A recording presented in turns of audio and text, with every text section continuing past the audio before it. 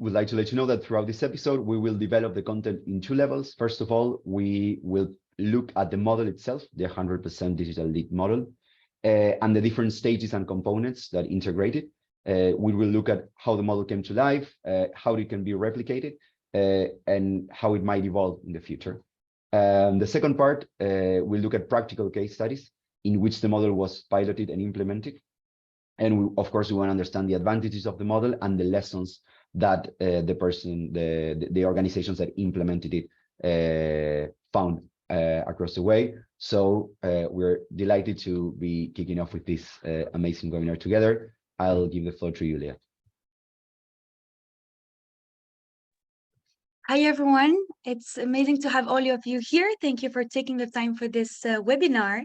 And as Silvano said, it's our third session, and we're really excited to be inviting external speakers for this session. I'm Leah. I'm the program manager at Digico, as you might know, and today I'll be moderating this session.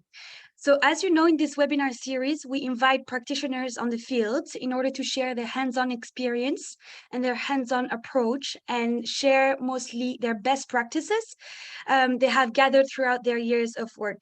So today, I'm thrilled to be joined by three amazing speakers from the UK and specifically from Leeds.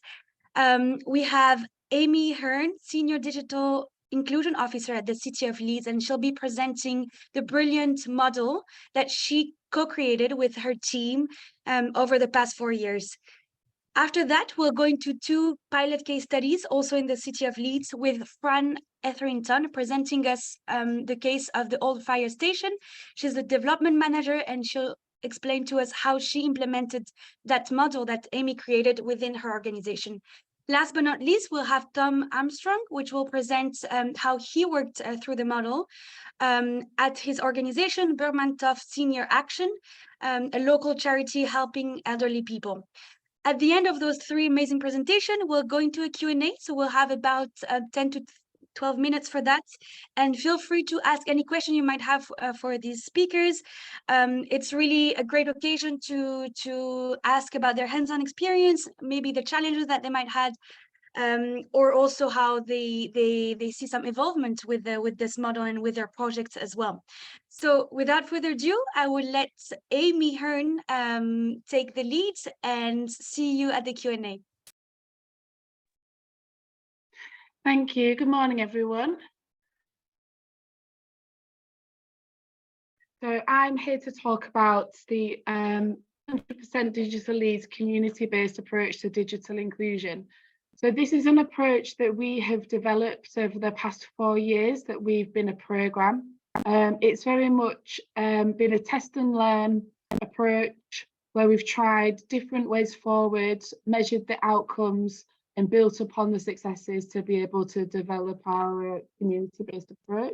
So the model came into fruition because we wanted to reflect on the different programmes and projects that we delivered as part of 100% Digital Leeds, understand which elements we wanted to be able to replicate, to be able to see improved and future outcomes, and then we wanted to model that into something that we as a team could replicate, and also other partners and organisations across the country and the world could replicate as well.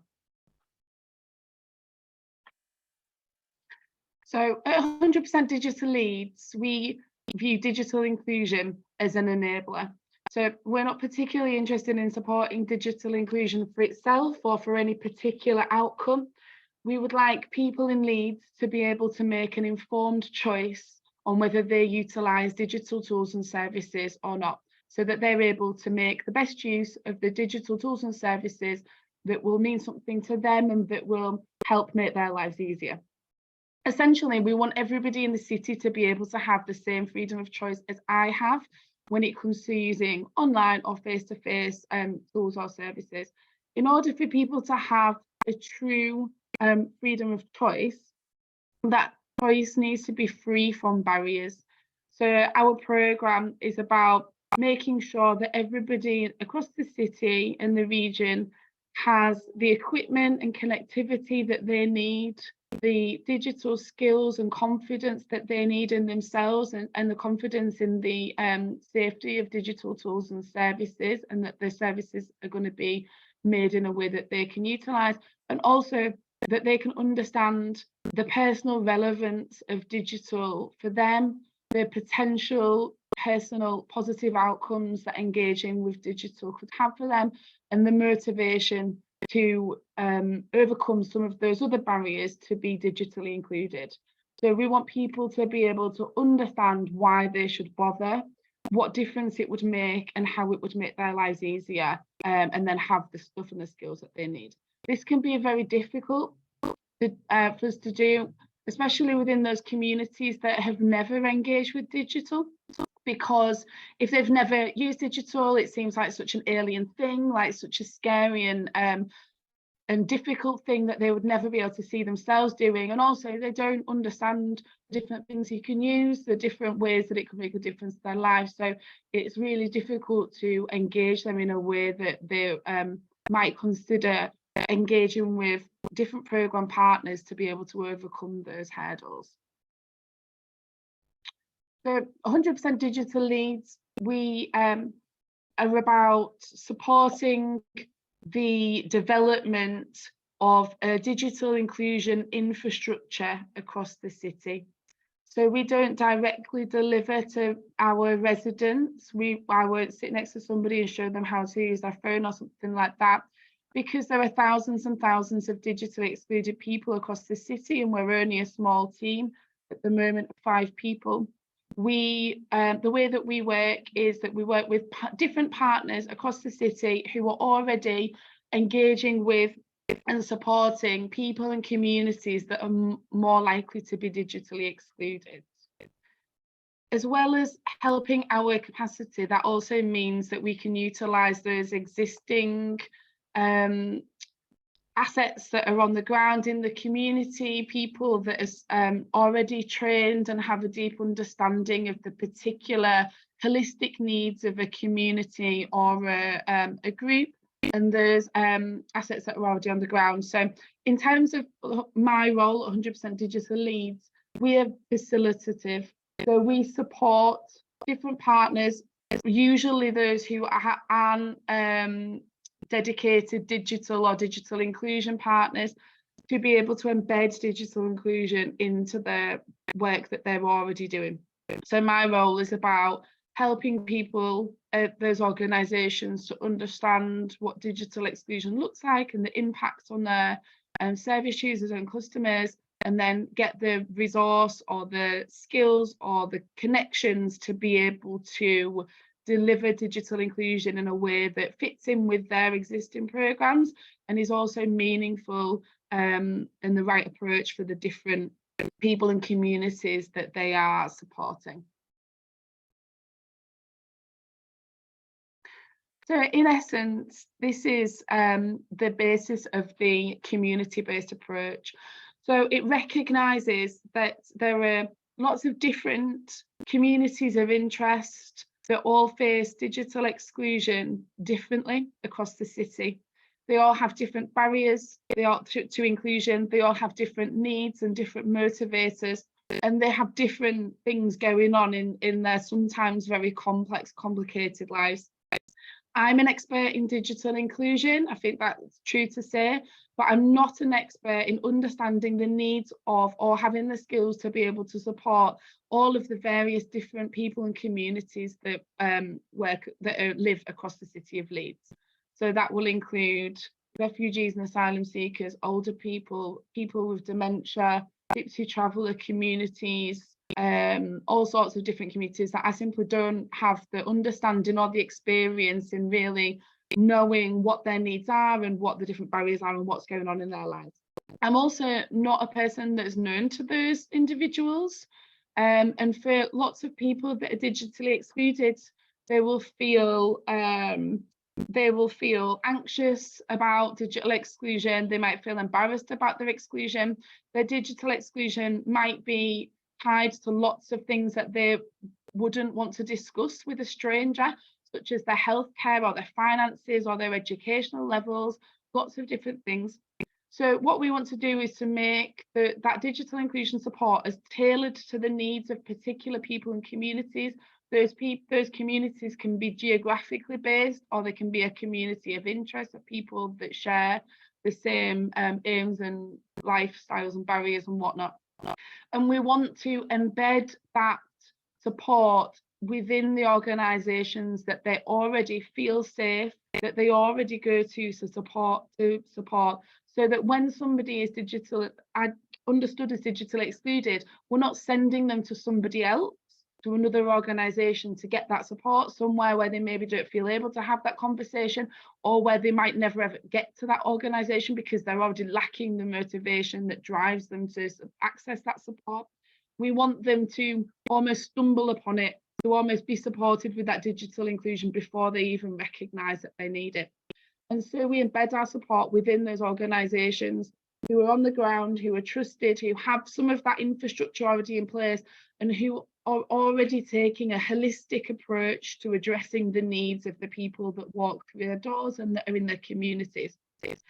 To develop the community-based approach, we work with the different partners and organisations, often as a partnership if they are working in an area together or working with a particular community of interest together, and build on those existing strengths and assets, supporting the organisation to have what they need so that they can continue delivering digital inclusion in a sustainable way as possible going forward.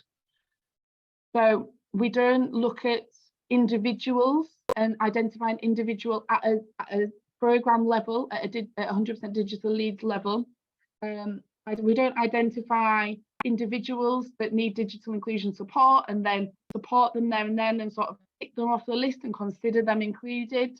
What we do is we embed the digital inclusion safety net across services, so that as their digital inclusion status changes for whatever reason, because we recognise that it's not a set state. You know, somebody can be supported with a piece of equipment tomorrow and be considered digitally included and then lose it or break it the next day. Similarly, they could be taught with some skills but then not keep up with those skills and find themselves excluded again in a different way another day. Or they could lose their job, or they could lose their home, or they could have a head injury or anything like that. So we put the support where it's needed so that as people become digitally excluded, they automatically get the support where they are already. So in terms of our model, as I mentioned at the start, it really was just a case of the team taking some time to reflect on the work that we have done, what's worked and what hasn't over the past 4 years, what we tended to do more of and what we tended to do less of, so that we could really have a deep understanding of how our approach was successful and what we wanted to do more of, and have a little bit more of a sort of guidebook to follow, so that all of us understood and the other partners understood how we're approaching. So the model is available on the Digital Inclusion Toolkit, and we'll drop a link in the chat. It is a very long document, so I'm only going to touch on some of the content today, but it's basically broken into 4 stages, and then each stage has a different step underneath it. So I'm going to touch on the essentials of each of these stages today. So the first stage is focus and partnerships. So that's looking on how we identify where there's a need for digital exclusion, and how we bring partners together or connect with partners to look at how supporting the digital inclusion of that community. Stage 2 is the barriers, assets and opportunities. So that's moving from understanding the digital inclusion needs of a community through looking at the assets available at that organisation, and then looking at how we can build upon those assets to put more support in a way that's meaningful for positive digital inclusion outcomes. The third is about how we take a lot of those ideas and thoughts and of what we can do and put them into an implementation plan that maximises the speed and effectiveness of the work that we're doing. especially given that for the most part we don't have any funding available or additional resource available to give organisations to help them move quickly. And then the fourth is at looking more closely at how we measure and demonstrate outcomes of that. We'll touch along that on every stage. So the first stage is about identifying the focus. So I think one of the ways that our model is different to a lot of other digital inclusion approaches is that we don't try and identify a group of people who we know is digitally excluded. We don't map inclusion or exclusion levels and try and predict on an individualized basis or on a street by street basis who is digitally excluded. This is because the short of surveying everybody in the city, any digital inclusion mapping that we can get our hands on is based on various indicators.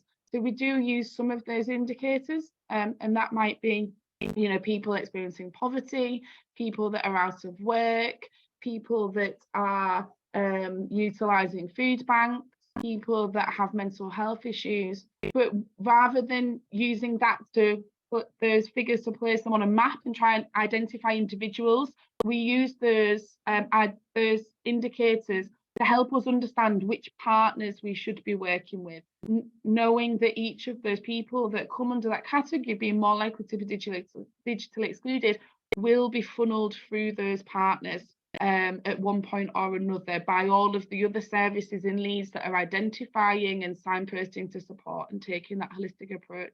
So we utilise those to identify the partners, not the individuals.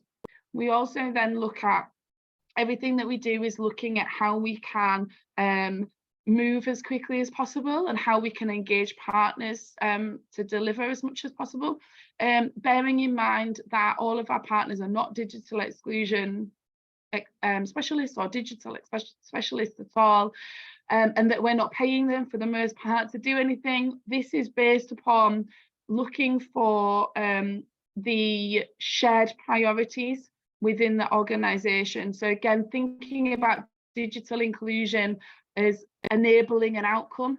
What is the outcome that that organisation or partner wants to see that they can utilise digital inclusion to be able to realise?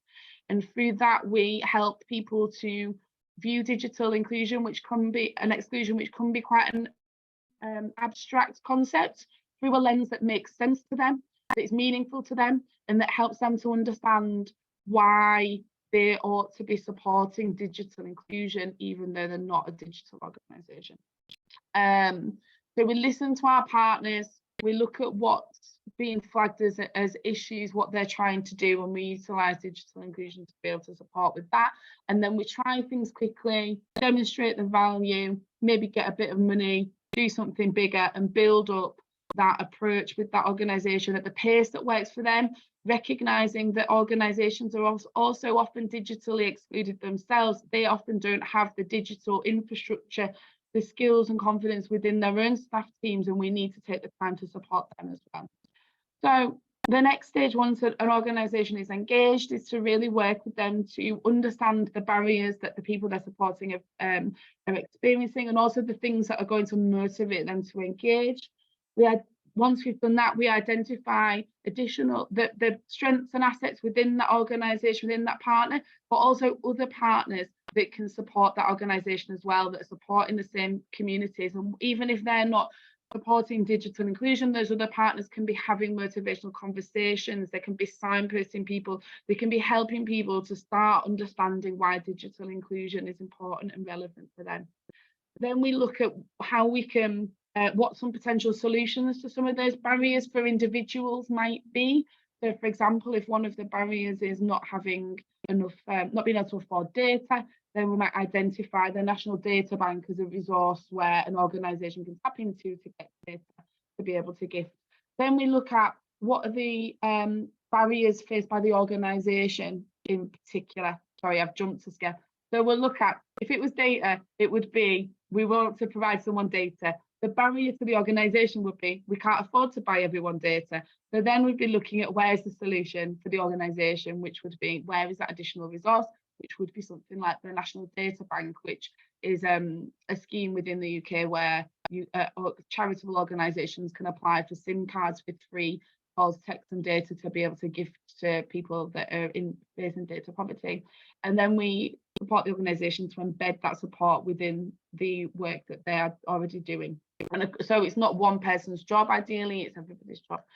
Working with the organisations is really important in this approach, because as I mentioned, we as 100% Digital Leeds do not work directly with the public. We don't really have a lot of experience of all of the different people and communities across Leeds.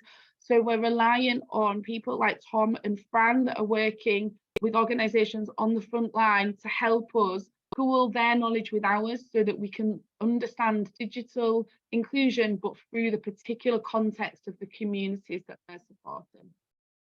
So then we're looking at how we can build that support up through the strengths and assets that already exist within the organisation. So we're always looking for the same things within that partnership. We want digital exclusion to be embedded throughout everything, so that it's not just a support that's to one side that people have to opt into, because we understand that there are lots of people that are not going to have the motivation understanding to do that. So we want there to be an immersive approach to digital inclusion, so that we can start helping people to understand some of the needs and then why they should access some of the more specific supports, such as digital skills sessions or borrowing some equipment or something like that. This will all make much more sense when we've heard from Tom and Fran as well, when it becomes a sort of into a real context.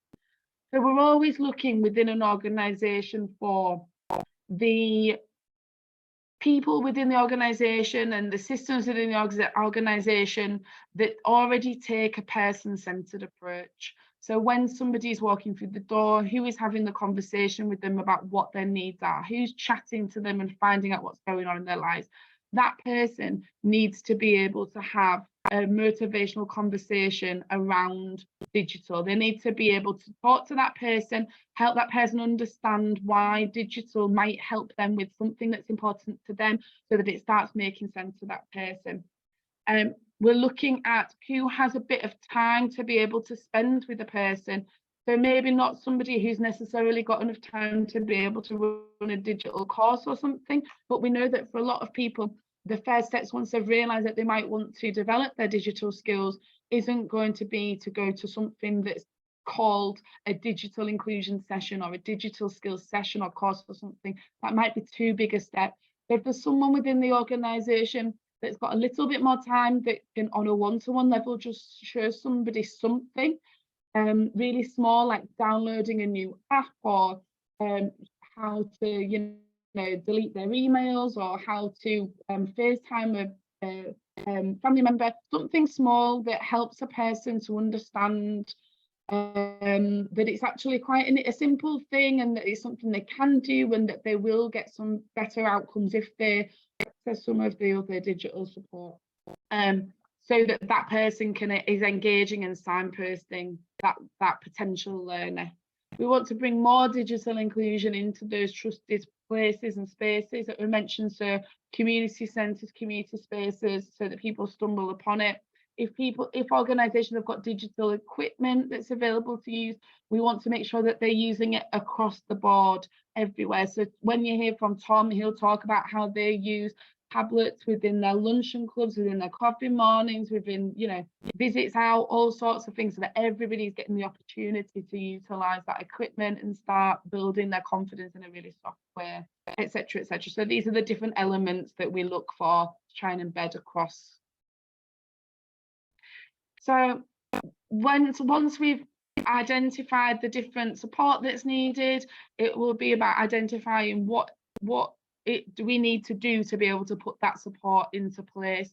So we'll think about all of the different things that we might want to do, and it might want to be, we want to be able to offer some digital skills sessions. We want to be able to have a dedicated digital inclusion worker. We want to be able to loan people equipment. We want to be able to offer one-to-one tuition, whatever it might be. And then we look at those different things that we want to do, and we put them into an order that is based upon symbol, quick implementation, really quickly measuring outcomes, recording those outcomes, utilising those outcomes to be able to access more resource, to be able to do something bigger and longer, and so on and so forth, until the organisation has got to where they want to be. And by the point that they've got to the sort of long term, their aspirations might have become different, might have become different, because that organisation is also seeing what role they could have. They're building their own digital inclusion skills and confidence and whatnot. So we're starting off with the quick wins. What can we do right now with no resource, with nothing? What can we do right now? And that's usually around positive conversations, staff understanding of digital inclusion, etc., etc. It might also be that there's some equipment available that can be used. And then whilst we're doing that, we're looking at what the outcomes are, the difference that's being made, and we're looking at some short-term, quick things that we can do. And that might be about accessing free or easy to access resource, such as the National Data Bank, which is basically an application and a guaranteed thing, no money or planning involved. And then from that, we're looking at, if we're doing something like gifting sims, what difference, how is that a difference being made? Look at the difference on an individual level, and then we can use those outcomes to be able to demonstrate the need for more resource, to be able to do more. So that might be a small grant, a small bit of organisational capacity dedicated towards digital inclusion, and so on and so forth, until we've got to some of the situations that you'll hear about from Fran and Tom today, where they've now got capacity and resource within their organisation and are fully sort of embedded throughout. So looking at evaluation, we try and avoid some of the measures that were often requested from people that are looking to understand digital inclusion. And we're constantly having conversations about this with our decision makers and people within the City Council and otherwise, to change that thinking around how we understand the impact of our programme. So we avoid looking to share a number of people in the city that are digitally excluded. And this is something they're asked about all the time. As I mentioned before, we don't think that there is a way, short of surveying everybody in the city, to understand who is digitally excluded and who isn't. We can have an idea of who, based on circumstance, is possibly more likely to be, but especially as we build more digital inclusion support across our city, there are more people that fit within those indicators but who aren't digitally excluded because they're accessing support that we've built within the city. We also recognise that digital inclusion isn't a fixed state. There isn't any one measure. It isn't an on-off switch. People that have been included and been supported can still be excluded, or they cannot utilise that support.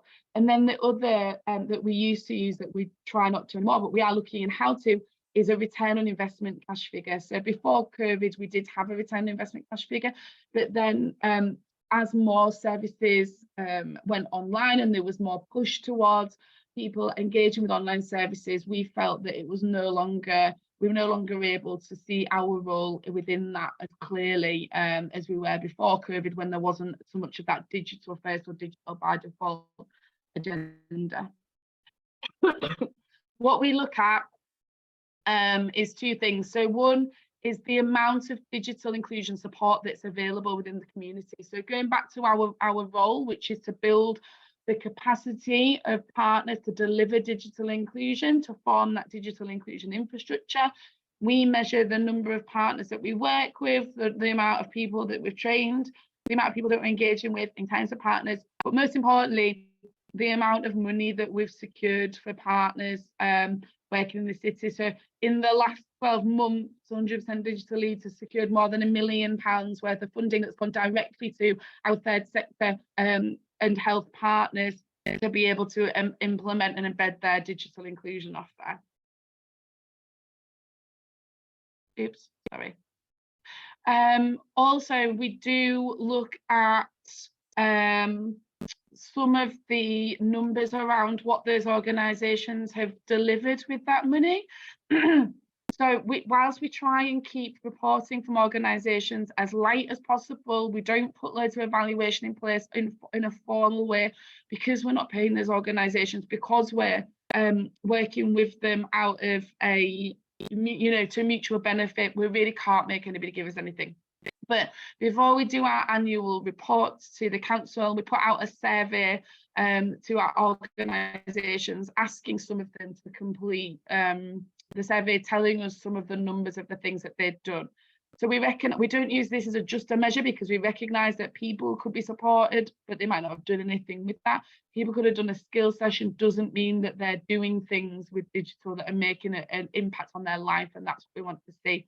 But from 10%, around 25 organisations that we work with responded to that survey, and the figures that you can see here are the figures that they shared with us as a total. So of those 25 organisations, there was thousands of skill sessions, thousands of SIM cards, hundreds of devices learned, and thousands of people supported.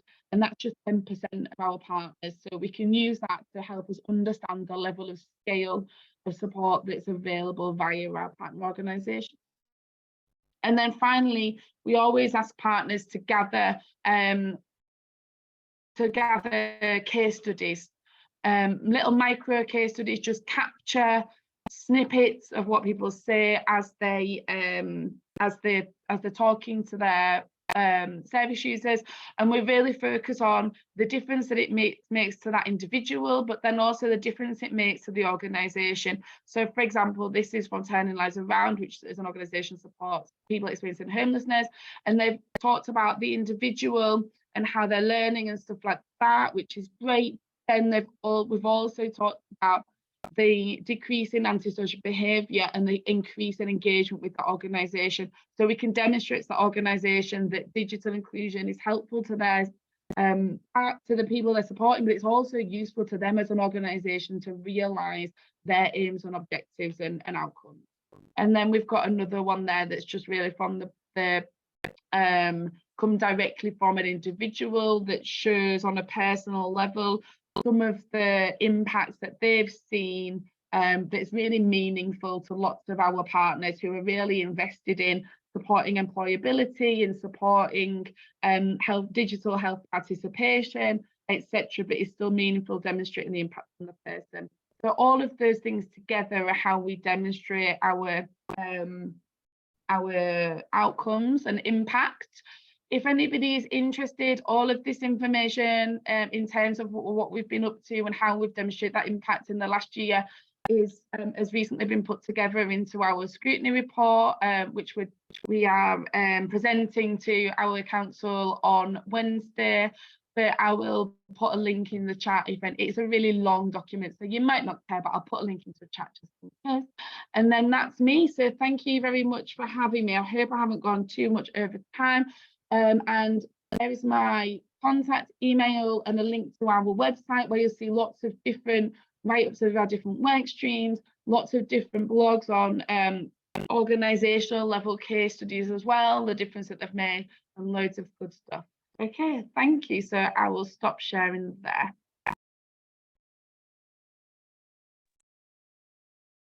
Thank you so much, Amy. Really, really great insight. And I think for everyone here today, there is a lot to learn from this model, from your experience, and for everything that you've accomplished in those last months of launching this model. Now we're going into two case studies. Two of them are in Leeds. We will start with the case study of the old fire station, presented by Fran Etherington. So Fran, I'll let you take the lead, and I'll see you at the end. Thank you, Leah, and hi everybody. Thank you for having us today, and thank you, Amy, for explaining the 100% digital Leeds model. I'm the development manager for the old fire station in East Leeds. The old fire station is a thriving, welcoming community hub in East Leeds. We're completely self-sustaining by renting out space to tenants and room hire, and we're a really trusted space. As Amy was mentioning, this is a really key thing in all the work that we do across the board. But in terms of what we're talking about with digital inclusion today, being trusted and understood and people feeling like they're in a safe space is a really important thing. The community that we work in East Leeds is in the top 10 most deprived areas of the UK. So there's a lot of deprivation in terms of education, financially, a lot of unemployed folk. But it's a really strong community. People feel really strongly about the place that they live in. They love living there. They want to do things in their community. And the old fire station is really a massive part of that. We try where we can to hand over the activities and what happens in the building to the community and to ask them what would they like to do, what would they like to see, and that's really important to us to do that. We have 6 different charities that are housed in the building who we work in partnership with. This is a really important part of what we do, because it means that through the work that they all do, we're really a one-stop shop for people coming and getting support and activities. The organisations in the building range from Gipsel and Elevate, who provide supported housing and support for people who are in difficulties, young people leaving care, through to Zest, who do healthy living activities, People in Action, who work with people with severe learning difficulties, Space 2, who provide arts activities to support people with their mental health. We have a cafe on site, which is run by a charity called Slate, and a cookery school on site who provide cookery lessons for people who need to learn about cooking. So throughout all of those organisations, the activities in the building are huge and wide-ranging. Within any week, we have about 1,000 people through the doors of the building to access all kinds of activities, which is where the digital inclusion model comes in. Because these people are already coming into the building and accessing all kinds of activities, from craft groups through to health support, through to exercise classes, book clubs, all kinds of different things. They're already coming into the building. The model of using a sort of stealth approach to trying to upskill people in digital inclusion works really well, because as Amy says, we don't necessarily put on pure digital events. We just try and embed digital things into everything that's going on and encourage the different partners throughout the building to do this in all the activities that they do. So some of the ways that we do this is to have an iPad in reception, where our staff on the reception team can encourage people to research information themselves. This can be anything from bus timetables to addresses to everything. So each time that person is asking for a piece of information, we're doing just a little bit of upskilling for them. If it's a huge piece of work, then that might get passed on to somebody who's got more time and can do really sort of in-depth digital help. But it's amazing how just that little bit of skill of showing somebody an app that they can put onto their phone, or just talking them through something, gives people confidence. And that sits in reception, available for everybody. We've run some drop-in sessions for people to come along and ask any questions they have. And these were around things like, have you got an email address? Would you like us to help you set one up? Are you having problems storing your photographs? Do you want some help to get on to FaceTime so that you can talk to your family who may not be local to you, so that you can maybe chat to your grandchildren, that sort of thing? Then we also have free data SIM cards, as Amy mentioned, through the National Data Bank. Those go out to people who are struggling to pay for data to help them stay online. And we do this through our food hub shop, which happens once a week, where there are lots of conversations going on with people who may be struggling with money, struggling with putting food on the table, and struggling to have data on their phones. So they might have run out of data and be talking about that. And the team in the shop can say, you know, we've got these data cards that you can just have, and we help them to fit those into their existing devices. And then just across the board, all of the staff in the building, our own staff and staff for all those other charities based in the building, are encouraged to embed digital in all the conversations they're having with people, no matter what that is, just to encourage people to see that there are applications, devices that they could use that would really help them and upskill them. And this means that they're then learning skills that are helping them in a variety of ways, which will then help them with their digital skills in other areas of their lives. Then we've also been through the funding that 100% Digital Leeds have worked with us to secure. We've been given some funding by NHS Health Inequalities through Leeds City Council, and we've employed a dedicated digital inclusion officer. This member of staff is going to be really looking outwards from our building to the whole of East Leeds and our local care partnership through the NHS. And they'll be really working with the local organisations to help them to embed digital into everything they do, looking at what support they might need, looking at how he can really work with them to support the people in the area. The aim really is to increase people's skills in order for them to be able to access healthcare through digital platforms. So the idea is that, say, the person that we're talking about who might have been into our reception, who has accessed an app which enables them to see bus timetables, then has more confidence to go onto an NHS app and book an appointment with a doctor. So it's that sort of stealth approach to something which is then going to have a knock-on effect in somebody's life. We hope really that this will build the capacity in the area for people to get support from, again, from the other organisations that they access that already provide them with support, but will embed digital into those partnerships.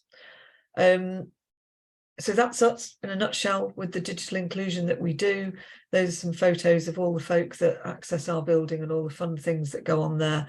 All different age groups, all types of people. It really is across the board and includes the staff that work in the building as well. So that's me, Fran Etherington from the old fire station in Gipton. Thank you very much. Thank you so much, Fran, for this case study. Now we're going to move to Tom, who will present us his work at Burmantofts Senior Action, another charity in Leeds. Thank you, Tom. Good morning. Yes, thank you. And thanks to Amy and Fran for making my morning so much harder by giving brilliant presentations about great work. Thank you both. Good morning, everyone. My name's Tom Armstrong. I'm the project manager for Burmantofts Senior Action, and I'm going to talk you through our digital journey, as I would term it. So hopefully you'll find it interesting. So if I can just check this. Yeah, there we go. So I'm going to just give you an introduction to who Burmantofts Senior Action is. We're known as BSA locally in the area, what we do, our digital plan, some examples of successful work that we've done so far on our digital journey, and then I've got a few case studies, member stories, some basic tips at the end of how we've implemented digital. As Fran said, and Amy sort of got to, we've tried to embed digital into everything that we do going forward, because we see that the way the world is going, and we see that the need is there for people to get that support. So first of all, who are Burmantofts Senior Action? So the small version is we're a small local charity supporting older age people, and older age people to us are people aged 60 plus in the area of Burmantofts, East Leeds. Let me just expand on that a little bit. We're what's called a neighbourhood network. We're one of 37 small, local, independent charities, primarily funded by Leeds City Council and tasked to support older people across the city. BSA itself was born in May 1995 when a group of local residents got together and started to do community work, to put on groups and activities for local people to enjoy and to meet their neighbours. We've morphed over time into a CIO. We're a charitable incorporated organisation now, and our journey of growth and change continues. We're currently looking to change our name, and we want to move away from the senior stuff. We want to be a more community, more focused name, something a little bit more friendly. And we're also looking at changing the age demographic, and there's going to be a little bit more on that later as I keep talking. So what do we do? The short version again is 4 pillars of support. We do regular social activities, weekly groups and sessions for people to get out of the house, get involved with other people, share a conversation, have a smile, have a good time.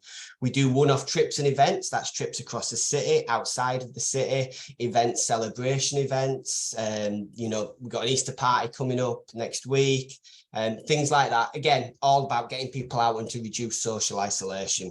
We do outreach and well-being work, and that is where we help people with benefits, bills, advice. We might not know the answer, but Google is our friend, and we can always do a bit of research and refer them on to other organisations that are better placed. The well-being aspect is actually along NHS work, and that's about keeping people fit and well and independent at home and out of hospital, or helping people get home from hospital if they need support. And then our fourth pillar of support is digital engagement. And digital engagement is something that's new, and it's something that we're trying to embed across all the other aspects of our charity. So the longer version of what we do, so helping the older age population of Burmantofts, so anyone aged 60 plus, regardless of ethnicity, gender or faith, we're open to all. Burmantofts, as Fran alluded to, is one of the most socially deprived wards in Leeds and the UK. BSA's target group of 60 plus is roughly about 15% of the adult population in Burmantofts, and it is the group most likely to suffer from social isolation, loneliness and serious health conditions. Of this percentage, BSA is currently working with about 15% of the, of this 15%, we're currently working with about 22% of the local eligible people of the population, and we're aiming to get that to about 30% in the next year or so. Burmantofts is one of the most deprived wards in the city. It scores in the top 10% in the index of multiple deprivation, with some areas in the top 1%. The area has a high universal credit rating of 14.2%, which is compared with 6.1% in Leeds and 5.5% in England. Recently, Leeds City Council stated that a woman living in Adel is likely to live 14 years longer than someone living in Burmantofts, and that's despite it being roughly 4 miles apart. The area is home to 26 high-rise tower blocks. 41% of households are social housing, with another 19% being privately rented. Fuel poverty rates are 12.4% of households. So again, all of our averages are much higher than city and national averages. It's a highly transient area with high levels of refugees and emigrations in the area, with over 100 different languages spoken. Poor public health is linked to high levels of poverty, placing high demand on A&E and GP services in the area. Transportation is challenging, despite the fact that we're a 10-minute walk from the city centre at a push. So much of our work is focused on people with low incomes, limited social opportunities, people suffering from multiple disabilities, health conditions, so much needed work in the area. So that takes us to, I talked about the challenges in the area, and it's important to acknowledge those challenges, but there's a lot of positives as well. As Fran said, the area is full of great people. It's full of a lot of community spirit. The Burton's factory was in our area, and for anyone who doesn't know, that was their flagship factory that employed 10,000 people at its peak and made 30,000 suits every week. A lot of the people, a lot of our members worked at that factory or had family that worked in that factory. It's a big thing in the area. St. James's Hospital, Europe's largest teaching hospital, employing 15,000 employees, is just up the road, literally from where I'm sat at this moment in time. We're a 10-minute walk from the city centre, so we're very close to the main hub of Leeds, and there's lots of charity and third sector organisations in the area. So while it does have its challenges, there's a lot of positives in the area. So we've talked about our 4 pillars of support, but just a bit more on the digital engagement part, because this is a big one as we move forward as a charity and as we try and do better and more enhanced work. So around 20% people in the UK lack basic digital skills or access to digital. In LS9, I would easily say that it's more than that. I would estimate around 50%, particularly amongst older people. Many of the local residents that we work with lack the financial recourse or the willingness to engage with digital. So that's a big reason why we sort of put a big emphasis and have put a lot of work over the last year, again, enhancing our digital proposition. So our digital plan was to embed digital services into all of our output. So give digital the focus that it needed, make digital support available to all, and engage with people using the fun element, really emphasising that. So by offering devices, data and assistance was the main way that we started that. Access to equipment and data was the biggest barrier. Offering learning services which work for different types and a different pace as well, because not everybody wants to engage in the same way. And encourage people to not only start, but to keep going, because that's a big thing. It's one thing to start something, but to actually keep going and learn more and really enhance yourself. Keeping it simple as well, easy to follow, little bits at a time, bite-size the information, use real-world example and stay away from jargon and too much techie information. Now that's been a big challenge for us, but something happened over the last couple of years, which was a real positive for us. And when I say it, you're going to think I've gone crazy, but it was COVID. COVID actually changed people's opinion, particularly in older people, about their engagement with digital, and where we would have heard barriers before of, no, it's not for me, or no, my daughter does that, or no, thank you. COVID actually changed people's appetite, and all of a sudden, when they were having to stay at home and not engage and not deal with their normal routines, people became a lot more open and willing to engage with digital. So while COVID was terrible and really difficult time for all of us, there was opportunity within that challenge as well. So we tried to make the most of getting people to engage in those digital aspects over that difficult time. So what we did, and the first thing that we did as a charity, was to change a job role. So normally in our type of charity, you will have an outreach worker, the person that helps with the benefits and bills and travel passes and blue badges and things like that, advice. So we changed our role to be a digital engagement and outreach worker, to embed digital into everything that we do. One of the reasons we did that is we wanted to place a big emphasis on digital, but we also see where the world is going. Online forms, online hospital appointments, particularly around NHS and healthcare over the next few years, is going to become huge with a digital engagement. So we changed that role and made it give it a core belief and an offering within there that we wanted to do. Then we started offering 2 weekly sessions, a breakfast and browsers morning session and a digital one-to-one session. So I'm going to come on to them a little bit later and just talk some more about that. And then we engaged with 100% Digital Leeds, and they've been brilliant for us, because we have to be honest, I'm reasonably tech savvy, I would say. However, we're not experts. We do not have the knowledge and experience to just implement this in successfully. So we needed people to help. So 100% Digital were really good about the knowledge, expertise, and also, which was really crucial to us, the ability to cut through the waffle and the noise and say, no, look at these bits, focus on this, because this is a big subject, a big area of development for us.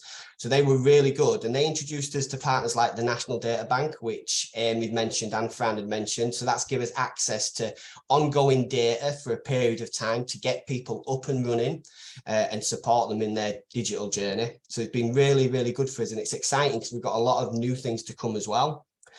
So let me give you some examples of our successful work. So first of all, we started a breakfast and browsers group. So that was a breakfast club on a Monday, and I'm not going to dress it up. We emphasised the breakfast bit. We got them in with a health by stealth approach, got them in for that. And that started with about 6 people. They were only really coming for the breakfast bit, but we were slowly chipping away at digital and getting them to engage in stuff. And we've got to the point now where actually we've got an activity room. The picture you can see in front of you was taken 2 weeks ago. This is our breakfast and browsers group. That's our activity room just behind me. And we've got to the point where we're actually outgrowing it. We're going to have to put this into another bigger space in the community because people are engaging with it so successfully. They come in, they ask, how do you do this? What's this? What I've learned? And I think it's a lot to do with seeing other people that they know engage with it so well. And when I talk about the case studies quickly, there's a great example within that. So we started a tech loaning and gifting service, giving people access to equipment, but just importantly, data as well. That's been a challenge to get hold of it. As soon as we get stuff, we can give it out quite easily. Amy and 100% Digital have done some fantastic work with us recently, which means we're going to actually stock up on some of this. We've got a backlist of waiting people, waiting list, but we're going to really expand on the digital equipment over the next 3 to 4 weeks, which is brilliant. We partnered with an organisation called Quicksilver, which will give remote one-to-one support with people on digital subjects that they want to talk about over a period of, I think it's 5 sessions, so 5 one-hour sessions. We're working with Leeds University to start a digital pen pal scheme where our members will have a digital pen pal relationship with some international students, and they will exchange messages and get to know each other and exchange life stories, which we think is going to be very good. We've started an adult learning course for basic introductions on finance and budgeting with the support of tech and data. We offer public use PC terminals for either independent use in our building or with help from staff if needed. We're in discussions with Sky. They're going to install a free public Wi-Fi for us so local people can access Wi-Fi. If you don't have it at home, no problem, just come to BSA and you can use it. We're working with the NHS to start a community healthcare clinic with digital engagement there as well. So we're going to have tablets out, so while people are waiting for advice or support, that they can actually engage digitally, and we'll have a worker in there to help them and also show them about the NHS app and the digital health services that are available. That's just the start though, because we're looking, the next stage is going to be employability. There's going to be a big push on younger, older people to return to work over the next few years.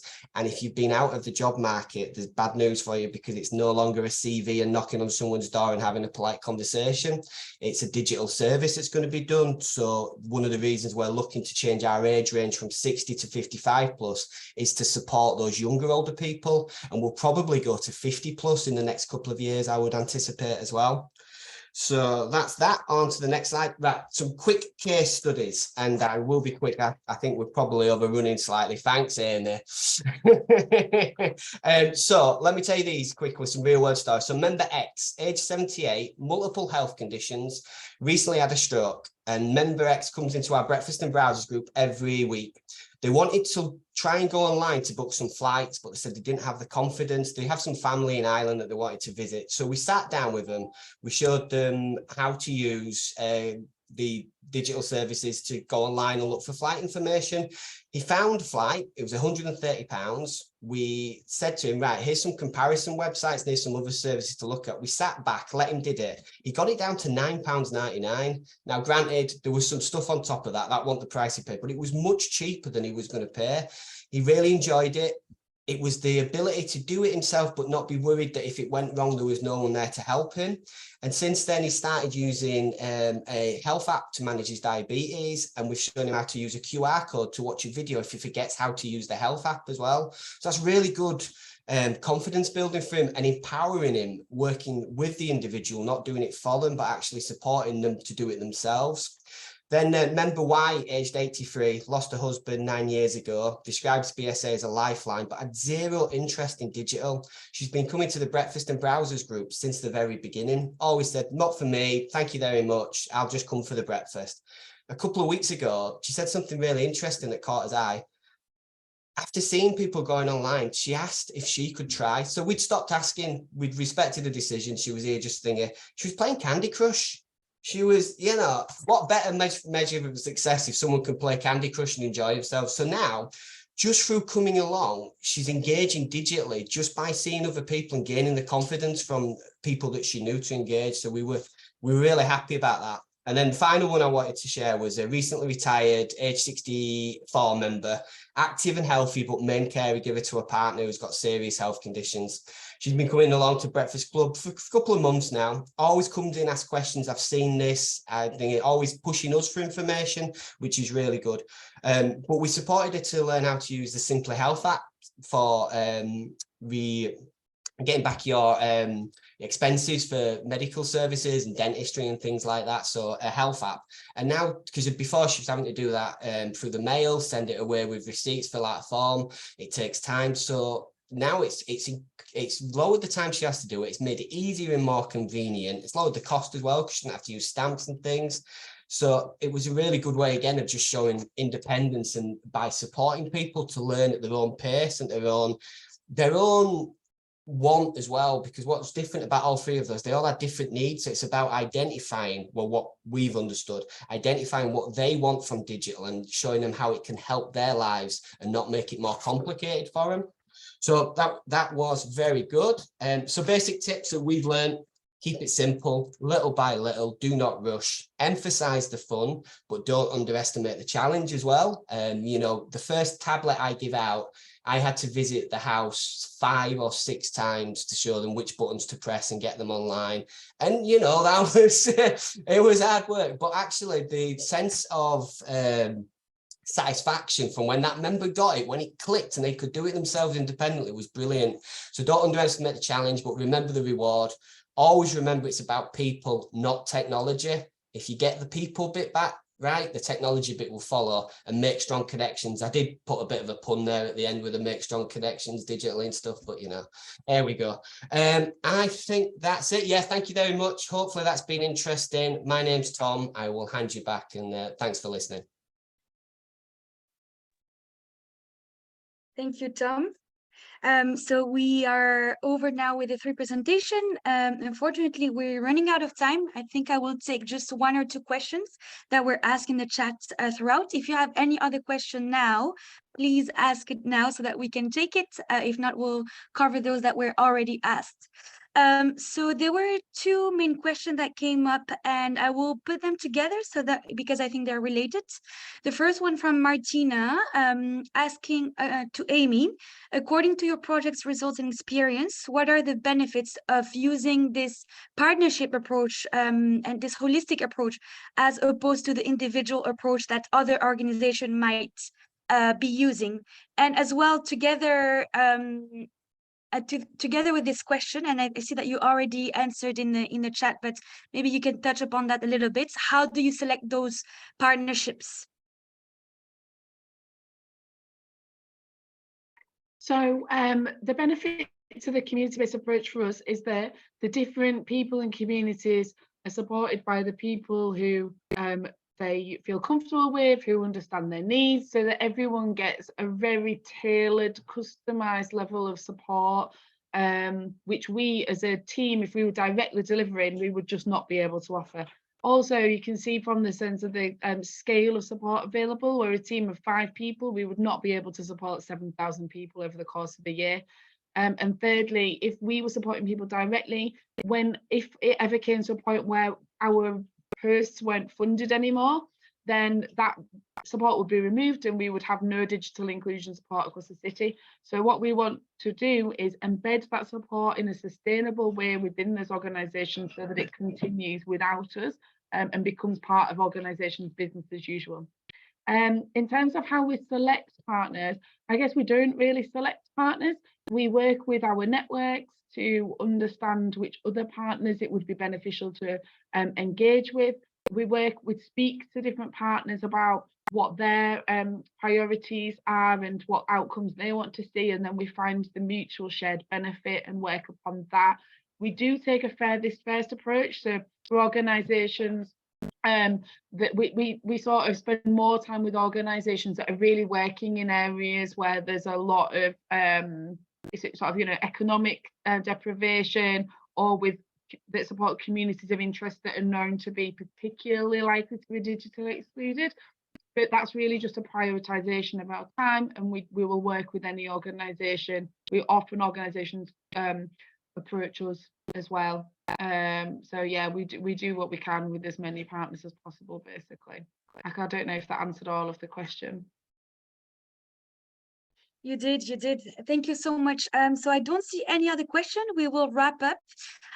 Before we end, I'd like to summarize a few key points which I think are particularly relevant and also related to the work that we do at Digico. So first of all, looking at the individual level of digital inclusion, I think it's really great that you emphasized that we should go above and beyond the shame that people might feel about being digitally excluded, and put the support where they already are so that they stumble upon it. I think that was a really good point. Instead of making this digital inclusion intervention very obvious, it's embedded within other services, and in a way it's kind of hidden within other things they already do. I think that is really, really important. Another point, and this is something that we see a lot across our programs as well, the one-size-fits-all approach that we need to avoid, and the fact that we cannot in a way, identify and predict someone being digitally excluded, because this changes over time, and it might change because of many different factors, including lack of digital device or unemployment as well. Now, looking at the organizational level or at the city level, I think it's really important that you mentioned that some organizations themselves are digitally excluded. So if we don't provide the resources needed for the organization, it will be difficult for them to provide support to the people they work with. I think this is really, really key, and we shouldn't forget about that at an organizational level.